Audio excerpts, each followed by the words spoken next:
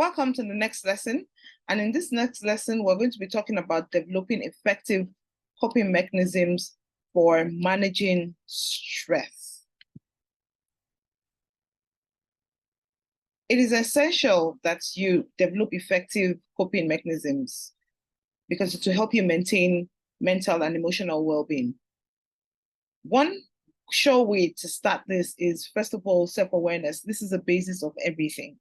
Recognize your stress triggers. Identify the situations, the people, the events, or the thoughts that trigger your stress. Understand your stressors. Recognize your stressors.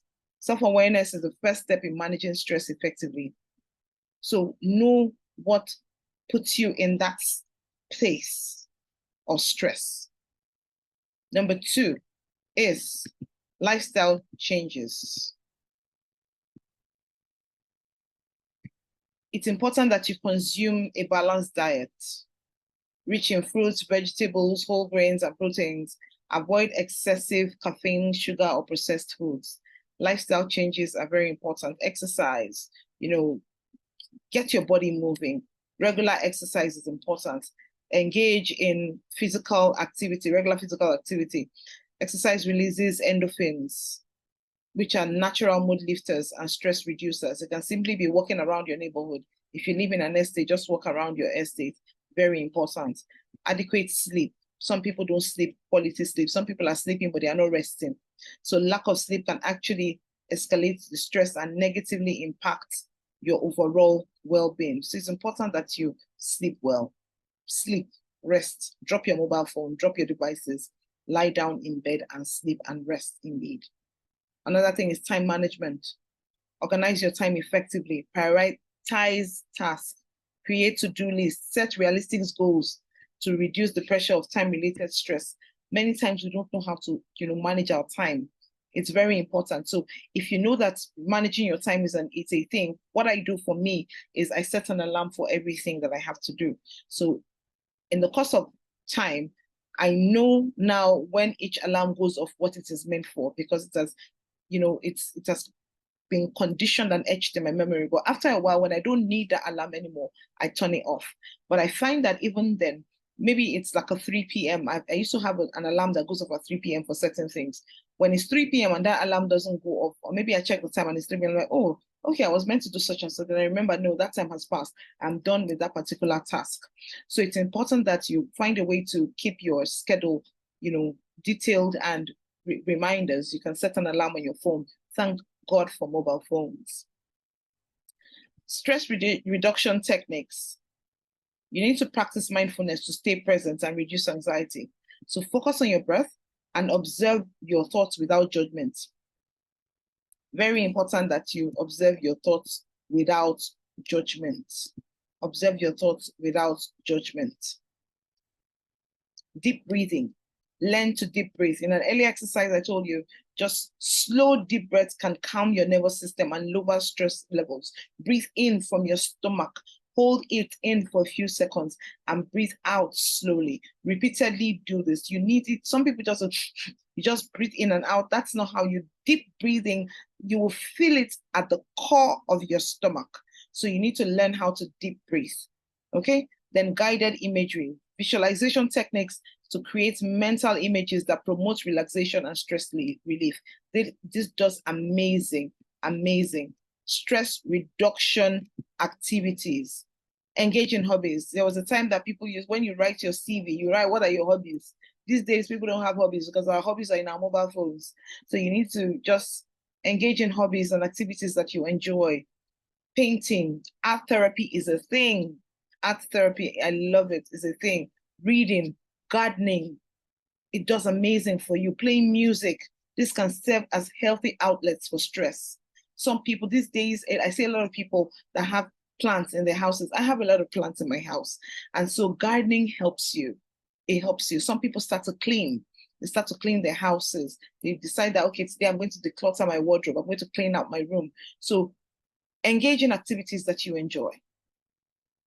Don't go and do stuff that you don't like. Okay? Then nature and outdoors. Spend time in nature. Activities like hiking, walking in the park, or simply just being in a natural setting can have a calming effect. I remember one time I had a mental health disorder. I was having anxiety attacks from PTSD. And the doctor that I went to meet asked me if I had any plants around my house. At the time, I didn't have any. And this is the reason why I now have so many plants outside my house. At the time, I didn't have any. And he told me, he said, the plants let out oxygen, and you need to breathe in the oxygen, and you let out carbon dioxide, and the plants inhale carbon dioxide. So go there and go and exhale and inhale with a plant. It will do amazing for you. I thought the guy was sick because I didn't have any.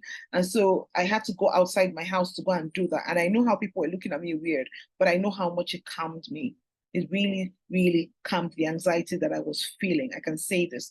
If you have a pet, spending time with them can be comforting and reduce stress. Play around with your pet, play with your dog, play with your cat. Please don't try to play with a dangerous pet. I didn't say you should do that. And also laughter. Incorporate humor into your life. Watch a funny movie. Read jokes. Spend time with people who make you laugh.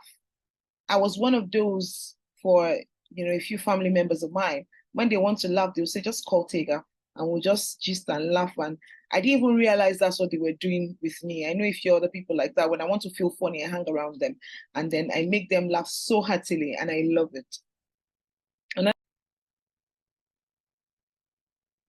Social support. Talk to someone. Share your feelings and concerns. Share your feelings and concerns with a trusted friend, family member, or a therapist. Social support often provides emotional relief. Cognitive strategies. This just tells you to challenge your negative thoughts. Identify and challenge negative thought patterns that continue to stress you. Anything that contributes to stress that it's a thought, identify and challenge them. Replace them with more balanced and positive thoughts is so very key. It can help you. Time management shows up once again. Prioritize your tasks. Determine what tasks are most important and tackle them first. Sometimes some people say, take the most difficult task of the day and do them first, because your day is fresh and you can tackle them before you get tired. Delegate or eliminate tasks that are less important. I'm one of those people that can delegate things that are not so important. I'm an outsourcer. If I need to do stuff and I need to cook, for instance, I'm one of those that will say, okay, I need to do this, I need to do that. I will look for who can help me cook, or if I can order food from somewhere. I don't even just try to say I can do everything. I am not Superman. So you need to prioritize your task. Delegate when you can, outsource what you can. So determine the ones that are important and tackle them first. Don't forget to set realistic goals in time management. SMART goals are important. Be realistic about what you want to accomplish in a given time frame. Don't forget that unrealistic expectations can lead to stress. And many times, many of us don't even know how to say no. We just take on stuff that don't make sense. Time blocking. Allocate specific blocks of time for work, relaxation, and self-care. Stick to these schedules as much as possible. Tell yourself that. It is very important that you actually tell yourself the truth about time blocking. Specific time blocks for work, relaxation, self-care. Take breaks. Just cut yourself some slack, okay? Then stick to these schedules as much as possible. The next thing is professional help. Know when to seek professional help. Therapy is very, very helpful, because when stress becomes overwhelming and interferes with your daily life, consider seeking the help of a therapist or a counselor. They will help you find clarity and, declutter a lot of things that are going on with you. Stress can be very overwhelming. Many people misunderstand what meditation is. So it's important that you just, zone into yourself and understand what's going on with you. It will help you declutter your mind. Another thing is you can get medication. In some cases, a healthcare provider may prescribe certain medication to help manage stress or anxiety. So please don't self-medicate. Please do not self-medicate. Consult a healthcare professional for guidance. Then this is also so key, self-care. Self-care is not selfish. Many times people think that, oh no, if I put myself first, it means that I'm being selfish, especially mothers. Mothers are the ones that have this kind of problem. People always think, oh, let's think about other people. We think about people before we put ourselves. If you're a Christian, the Bible says that love your neighbor as much as you love yourself. So you need to love yourself before you can love someone else. So if you don't love yourself, you won't even know how to give that much love. They say you cannot drink from an empty bottle. You cannot give off from an empty bottle.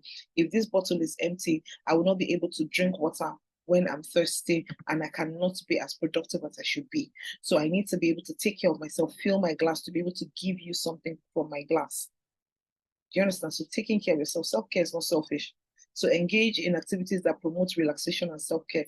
You can take a warm bath, get a massage, go and do your nails, go for a haircut, go and play football, hang with positive people that can help move your mind. They say you are the fifth of the 5 people you hang out with.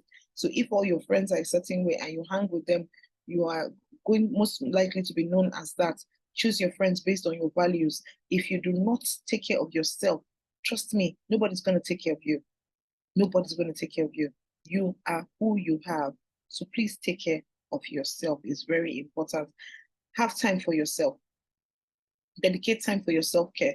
This can include hobbies, leisure activities, or simply spending quiet time alone to recharge. Some people have a lot of energy. They will hang out with many people, but they need to come back home to themselves and just be by themselves. So remember that finding the most effective coping mechanism for managing stress may require some experimentation.